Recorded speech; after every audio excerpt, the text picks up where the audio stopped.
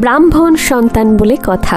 গণক ডেকে জন্মের তিথিক্ষণের বিচার করে রাহু, কেতু, শনি, মঙ্গলের দশা নির্ণয় করে তৈরি করা হলো ঠিকুজি। ঠিকুজিতে তার নাম লেখা হয় অধরচন্দ্র। বাবা সাধ করে নাম রাখেন প্রবোধচন্দ্র। গায়ের রং কালো ছিল বলে সবাই ডাকত কালো মানিক।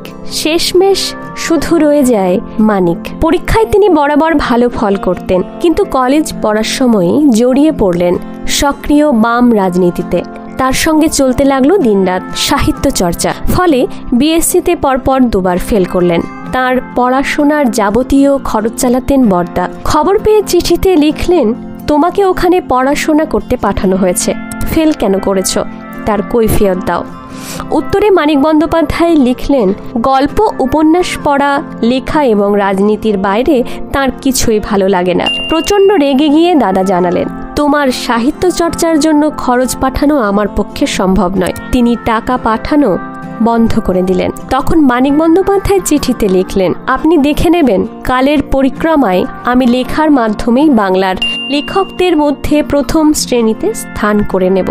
রবীন্দ্রনাথ, শরৎচন্দ্রের সমপর্যায়ে আমার নাম ঘোষিত হবে। ছোট থেকেই ছিলেন দুরন্ত আর অসম্ভব জেদি। ভীষণ ব্যথা পেলে কিছুতেই কাঁদতেন না, বরং সুর করে গান ধরতেন। তবে এই ডাকাবুকো মানিক বন্দ্যোপাধ্যায়ের ভবিষ্যৎ জীবন খুব একটা সুখকর হয়নি। প্রাগৈতিহাসিক গল্পের ভিখুর মতো বলবান হয়েও মানিক বন্দ্যোপাধ্যায়কে ঘায়ের মতো গ্রাস করে ফেলল নিদারুণ দারিদ্র্য। আক্রান্ত হলেন মৃগী রোগে। শরীর একেবারে ভেঙে পড়ল। যন্ত্রণা থেকে মুক্তি পেতে ধরলেন মদ। ঘন ঘন অজ্ঞান হয়ে যাওয়া, হাসপাতালে ভর্তি হওয়া, লিভার নষ্ট হতে থাকা। মানিক বন্দ্যোপাধ্যায় তখন ধ্বংসপ্রায়। তার সঙ্গে চলছিল চূড়ান্ত আর্থিক অনটন। এই অবস্থাতেও অমানসিক পরিশ্রম করে তিনি লিখে গেলেন যুগান্তকারী সব সাহিত্য কীর্তি।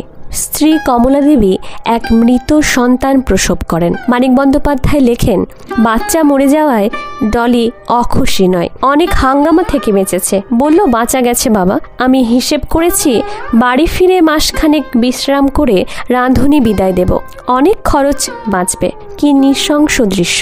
একদিন মানিক বন্দ্যোপাধ্যায়ের চরম অসুস্থতার খবর পেয়ে ছুটে এলেন কবি সুভাষ মুখোপাধ্যায়।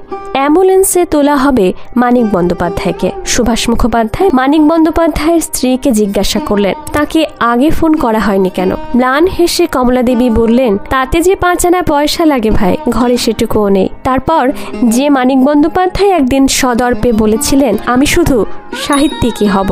দেখো, দুটি ডাল ভাতের সংস্থান না রেখে বাংলাদেশে কেউ যেন সাহিত্য করতে না যায়।